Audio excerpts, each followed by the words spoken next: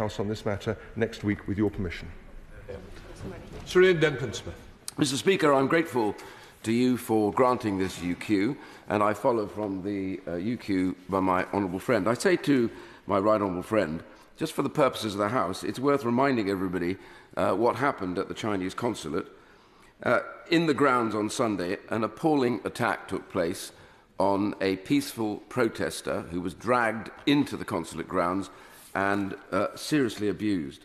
And we saw those appalling videos of Bob Chen being dragged into those grounds and abused. And it now appears that the Consul General played a part in that physical attack.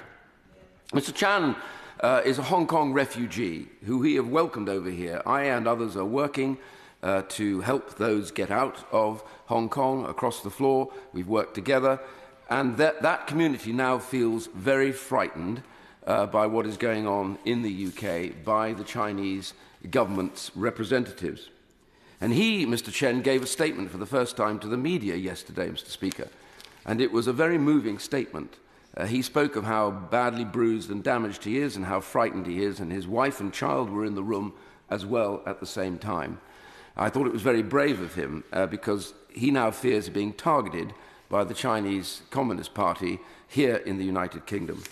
So I say to my right honourable friend that now overnight we discover that the Consul General has himself admitted that not only did he take part in this attack, but that he was responsible, in his own words, for pulling his hair and tearing his scalp.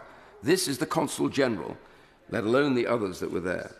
So I, like many others, members of IPAC and others within this House, have worked together on helping Hong Kong refugees, and I credit the government in the work that they have done to get them over here on the B&Os. But I now urge the government to be much, much clearer than just using diplomatic language. I urge the government to make it clear, in the light of this new evidence, that it's not just unacceptable that any consulate individual should have taken part in anything like this, but that any consulate individual who is proved to have been one of the perpetrators of this outrageous and violent attack on Mr. Chen will be made persona non grata immediately and sent back to China. The government has the diplomatic power to dismiss them. Whether or not there are criminal proceedings, the fact is we do not want them here in the UK, and they must go. And I urge my right honourable friend to come to the dispatch box and show the resolution that is necessary to send that message to China, despite what others and officials may say, be careful of tit for tat. Ignore that. Get to the dispatch box and simply say they will leave the United Kingdom. Any one of them that was in on that attack is not welcome, and the ambassador will be informed of that forthwith. Minister. Well, I thank my right honourable friend very much indeed for his further remarks. We should be absolutely clear that participating in an assault, if that is what is determined to have happened, is completely outside the expectations of our rule of law, that we would expect, if such a thing had taken place, as the question was raised in the House only 2 days ago in front of the British consulate in Shanghai, we would, of course, refer the matter to the local policing authorities, as would have been expected to have been done in this case. So I take the point the honourable gentleman makes very strongly. And, of course, he's also right to insist, as he insisted in the previous question that we discussed on this, that the diplomatic channel and the legal channel are distinct. And I have seen the footage that he describes, and I have to say I think it looks very black indeed, and damning indeed. But there isn't a process that we're going through, and we need to make a factual determination. And once that is done, as I have said, diplomatic consequences, if it is found to have been as we fear it may be, that is to say, a criminal offence of some kind, diplomatic consequences will follow. We now come to the Shadow Minister, Catherine West. Thank you very much, Mr Speaker, and I thank the Honourable Member for Chingford-Woodford Green for bringing this urgent question and for the interview which he had with Mr Chen yesterday and the work that he has done on this. This is yet another complete failure of the government. Instead of bringing a statement to this House, which would be the normal way of carrying on, this is the second urgent question that members of this House have had to bring. And what is more concerning, Mr Speaker, is the outrageous admission of the Chinese Consul General that he did in fact assault Hong Kong democracy protesters in Manchester, which he described as his duty. The government's handling of this has been a complete mess, and the Minister will know that Labour has called for the Chinese ambassador to be summoned to demand an explanation, but in a stunning abdication of their failure of their duties, an FCDO statement confirmed that a civil servant held the meeting with the Minister, Young, rather than the Foreign Secretary or a responsible minister. While I have the utmost confidence in the abilities of FCDO officials to fulfil their responsibilities, there are moments in foreign policy where only a minister and an elected minister will do. Sadly, Mr Speaker, it appears that this chaotic government has unleashed upon the country through its failed economic agenda and is now hampering ministers' ability to stand up for the most basic rights which we hold dear. The Minister has the chance to send a clear message, not just to the Chinese government, but to the government in Myanmar and any other country which might have repressive regimes and where refugees fear for their safety in this country. He will know that on the 12th of May, from this dispatch box, we challenged the government to come forward with a comprehensive plan for safety for Hong Kong nationals and others. So 2 questions. Will he now meet the embassy without any delay to communicate the strong message from us as MPs about the importance of peaceful protest in this country? And on the question of the CCTV footage, is it the case that the Greater Manchester Police have not yet received the footage because the Consul General is refusing to hand it over? What will he do to tackle this problem? Is it possible for him to expel the individual and then for that individual to apply to return? And that way round, at least we would know that the government had taken the strongest action possible. Thank you, Mr Speaker. Minister. Thank you very much, Mr Speaker, and I thank the Honourable Lady for her question. And of course, she's absolutely right to pay tribute to my honourable friend for his interview with Mr Chen. I think that was a very important moment, and he deserves congratulations from across this House for that. In terms of what she actually said, however, I don't think she can have listened to what I said, and that's a pity. The ambassador is not in the United Kingdom and has not been in the United Kingdom since before the beginning of this week, and therefore he's not available for any kind of diplomatic interaction. The chargé d'affaires is, in fact, in any case, the appropriate person for this kind of exchange. The last time that an ambassador was summoned to a meeting with a minister, indeed the foreign minister, was following the Russian invasion of Ukraine, which gives you a sense of the way in which the diplomatic niceties work out. In terms of CCTV and the Greater Manchester Police, I'm afraid I can't comment on that since it's a matter outside the purview of the government, but I would certainly encourage, if it is the case that the Chinese consulate is not giving up any CCTV that it has, then I would certainly encourage them to do so. Chair of the Select Committee, Alicia Cairns. I welcome this UQ by my right honourable friend. It is quite clear that the House is unhappy with the course that the government has taken. And I'm afraid I must challenge my right honourable friend on some of the comments he has made this morning. It is not apparent involvement. There are no ifs, there are no buts. The Consul General has not only admitted, as my right honourable friend said, that he's responsible, but he has praised his role in these actions and said he would do it again.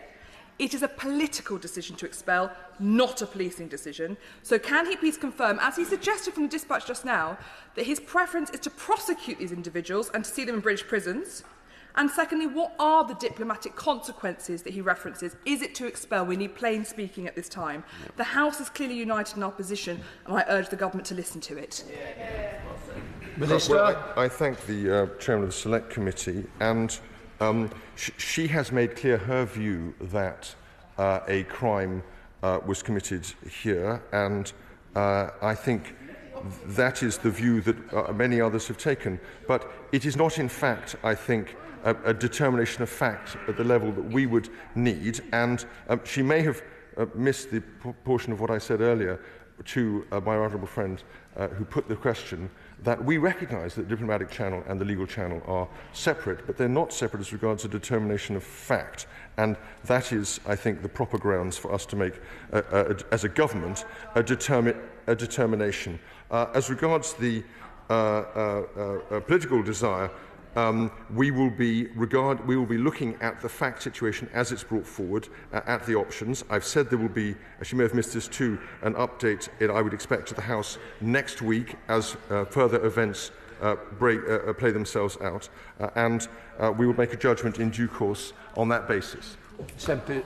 SNP spokesperson Angela Crawley. Thank you, Mr. Speaker. Minister, this is a serious diplomatic incident, and others have said that the scenes of the violent clash between pro-democracy protesters and the officials at the Chinese consulate are disturbing and go directly against the tenets of diplomacy, freedom of speech and protest. Now, Bob Chan, who has fled from Hong Kong for his life, was pulled through the gates into the consulate and beaten by staff. He was left with cuts and bruises to his face, and a video footage shows hair being pulled by the Chinese consulate. He has already admitted that this was his duty. Now, the SNP condemn this violence against peaceful protesters in the strongest possible terms and call for an urgent investigation. If these individuals responsible for such violence cannot be criminally prosecuted due to diplomatic immunity, they must be formally expelled from the UK. What actions will the Minister commit to take hold of the Consul General and take account both in domestic law and international law? Well, Mr. Speaker, I've set out the actions we're proposing to take at the moment, and of course we recognise, and I said in terms, the seriousness of this matter, and of course we also recognise the seriousness with which the House takes this matter. Now, as to the Consul General's remarks about it being its duty, I think they are sufficiently absurd not to require comment from the dispatch box. Tim Morton. Thank you, Mr. Speaker, and thank you for the steadfast support that you've continued to show those that are sanctioned by China. The Consul General seems to have forgotten he was in Manchester, where we allow free speech, and thought he was in Lhasa, Hong Kong, or Xinjiang, where peaceful demonstration is routinely met by violence from the authorities. This doesn't require clear messages in due course, as the Minister has just said. This requires strong action now, which involves chucking out some of these people, and it involves posting additional police outside every Chinese government establishment in this country to make sure that no more peaceful demonstrators are attacked in this way, because many Uyghur families and many Tibetan families already feel intimidated. Now they can be dragged into Chinese premises and beaten up or worse. Minister. Again, I thank my honourable friend for his question. The point about he's right to raise the contrast between our own rule of law and the deplorable, despicable experience of the Uyghurs that has been meted out to the Uyghurs in Xinjiang. He will know that only last week the UN Human Rights Commission debated this matter on the back of an extraordinarily damning report by former President Bachelet of Chile, and that is now in the public domain. As regards police support, I think it is a fact about this that the demonstration was notified to the Greater Manchester Police. They were on hand at the time, and so it's not absolutely clear that police support as such is what is required. There clearly has been some kind of failure in this case, and we need to work out, if there was, what it was. Thank you, Mr. Speaker. Yesterday, I joined Bob Chan in a press conference in which he bravely detailed the awful ordeal in my constituency.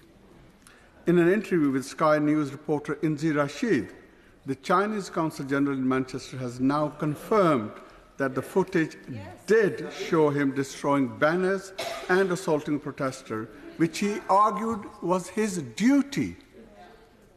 The high-obras and the above-the-law attitude of the Consul General is sickening. Will the government stop dragging their feet and take immediate action by declaring the Consul General persona non grata? Minister. Well, I thank my honourable friend, and of course he too has engaged very closely with Mr. Chan, and very, very welcome that is too, and I thank him I'm sure, from everyone around this House. We congratulate him and thank him for his support on that.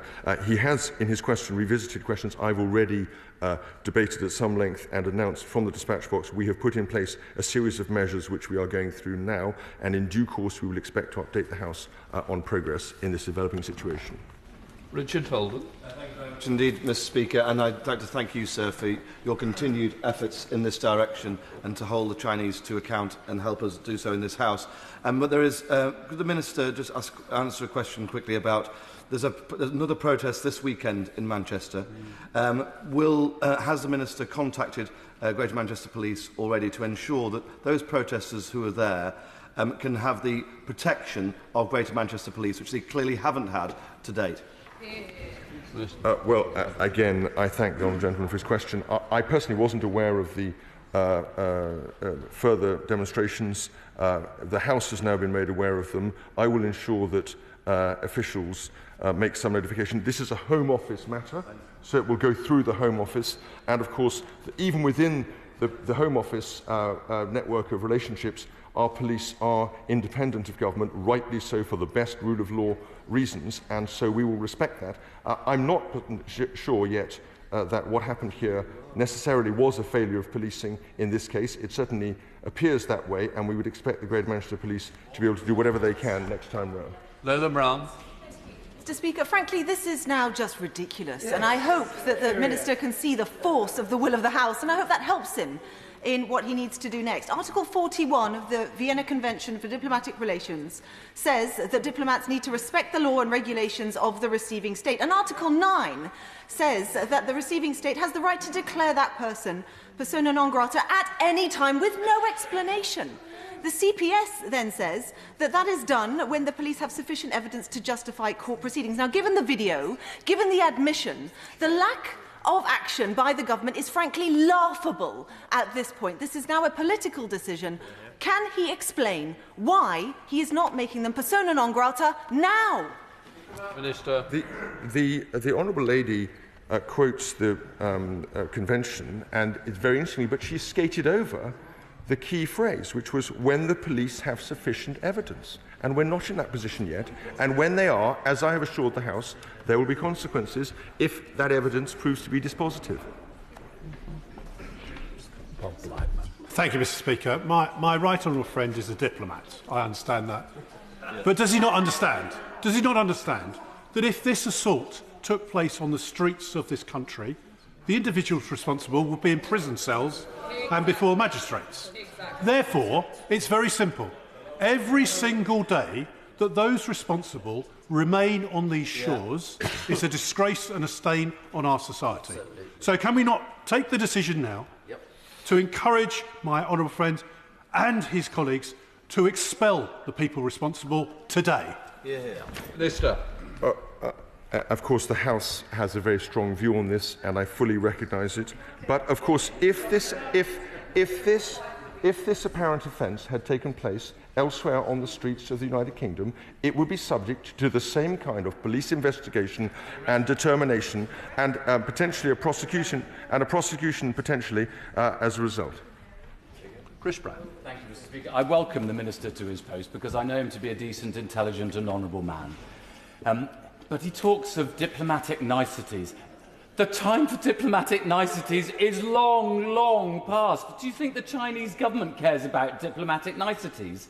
Of course, what the minister should be doing is saying to the ambassador, get yourself back to Britain so that you can meet with the minister. And if you don't get back, it'll be a minister that's going to be meeting with the chargé d'affaires on Monday morning, or preferably tomorrow. And for that matter, we will be expelling the Consul General tomorrow because he's clearly been engaged in something which would have got him arrested if it had happened on the streets of the United Kingdom. Minister. I think the fact of the matter is that we have already laid out an approach to this. As I said, the last time an ambassador was summoned to the Foreign Secretary, it was in the context of the Russian invasion of Ukraine. There are diplomatic channels through which these things occur, and we need to respect them. As regards the question of arrest, an individual might have been arrested, or they might not have been arrested. That's in the discretion of the police, and that remains the case whether they are outside the embassy or on any other parts of our streets. Navandru Mishra. Thank you, Mr. Speaker. Can the Minister outline what tangible steps have been taken to protect Hong Kong community, Tibetans, Uyghurs from intimidation, threats and actual use of violence from the Chinese state on UK soil? Tangible steps. Minister. Well, he knows that we've, of course, opened the BNO channel. We have offered support from the Home Office and from the Department for Housing, Levelling Up and Communities to them, and they remain under the rule of law and therefore the purview of the police, as would any other residents in this country. Okay. The right to protest, Mr. Speaker, is a British value, and it stems from 1819 and the Peterloo massacre in our great city, and that's why it's gnawing at our moral core around the inaction of this government. I'll say this to the Minister: powerlessness corrupts. Absolute powerlessness corrupts absolutely, and government is being sclerotic in this case if it's not part of the wider malaise. But in the spirit that the Minister also knows that I think is honourable, can he tell us what discussions he's been having with either the Mayor of Greater Manchester, the Leader of Manchester City Council or Greater Manchester Police to reassure the people in our great city that action will be taken? Minister. Well, the Honourable Gentleman is a Manchester MP, and I absolutely respect the force of his passion in this issue. And as with the member for the Rondo, there's nothing more deadly than when a member of the opposition is kind about the gentleman at the dispatch box. So I'm aware of the danger of that. I would correct him on the issue of the rule of law and due process. It goes back in this country way before Peterloo, and one would think of it as something the codification or formalisation of legal changes in the 17th century. He brilliantly misquotes. If not earlier, he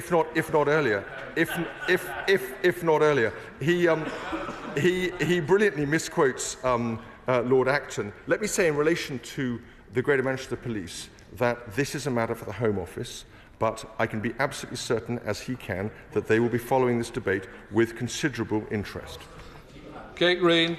A few moments ago, the Minister characterised the Consul General's comment that it was his duty to commit an act of violence as absurd.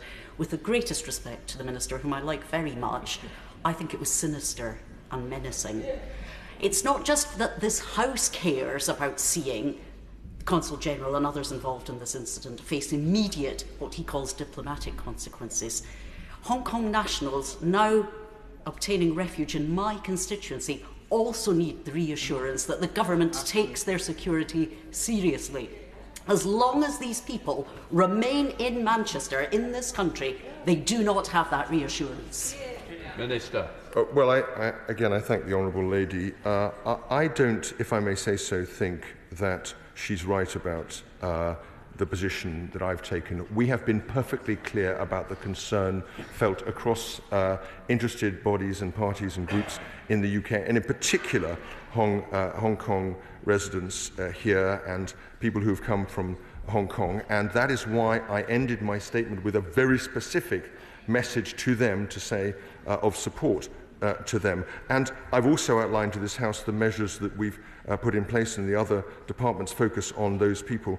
It is true that they too would expect to live under the rule of law of our police, and I think the Greater Manchester Police in general do a sterling job, and I'm sure any Manchester MP would say that, of protecting the well-being of the people of Manchester, and I'm sure they will continue to extend that privilege and that courtesy and that protection to Hong Kong residents as well. Clive Bethard. Thank you, Mr. Speaker. I wasn't going to intervene in this if I was listening to the responses of the Minister. There can be no question here of the failure of the Manchester Police. No one would have expected a bunch of thugs to come running out of an embassy and beat people up on the streets of Britain. Does the Minister think for a minute just about how this appears, and his answering today makes our country look? We look supine and weak. The evidence is absolutely clear, and he should be stating that today and making it clear that the government will act, and will act swiftly. And I get no urgency from the Minister today. Minister. Well, of course, I'm afraid that's hopelessly untrue. We take this extremely seriously. We're acting on it. We've had 2 UKs on the matter. We've got different departments engaged and involved. I can confirm, I've since had it confirmed to me that officials have been in touch with the Greater Manchester Police, and they will remain so. Of course, I mean no criticism of anyone in that fine, august body of police men and women, but we absolutely continue to look to them to maintain the kind of standards of policing that they always have done in that city. Kirsten Nelson. Mr. Speaker, it strikes me that there isn't any dubiety in this House at all about the appalling scenes that we have all witnessed. And as a signatory of the Sino-British Joint Declaration, the UK has got a diplomatic but also a moral responsibility to the people of Hong Kong, especially the large numbers who came to the UK under the new visa scheme. So does he not accept that there is a need for clear action to make sure that Hong Kong people and Uyghurs and Tibetans feel safe and feel valued here? Well, of course I do, and the Honourable Lady may recall that on Tuesday I announced that the British National Overseas Channel had been extended to include adult relatives of those who are already entitled to its benefits. So and I've also outlined to the House not just our very warm and enthusiastic embrace of the people of Hong Kong through that channel, but also the measures and the departments responsible for protecting those people in this country. And again, I send a very strong message to Hong Kongers in this country that we massively respect and warmly embrace you, and of course we will continue to protect and look to your safety. Jim Shannon. Thank you, Mr. Speaker, and it's been quite difficult to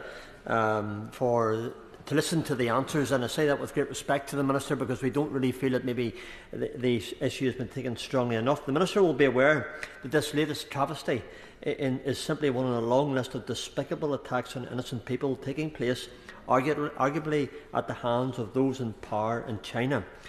Will the Minister make a determination to meet with the Ambassador to highlight that the behaviour of taking someone from British soil onto the Chinese consulate to abuse them physically and violently within the consulate is disgraceful, will not be tolerated, and that those involved, including the Ambassador, will be sent home immediately? Solves the problem. Minister.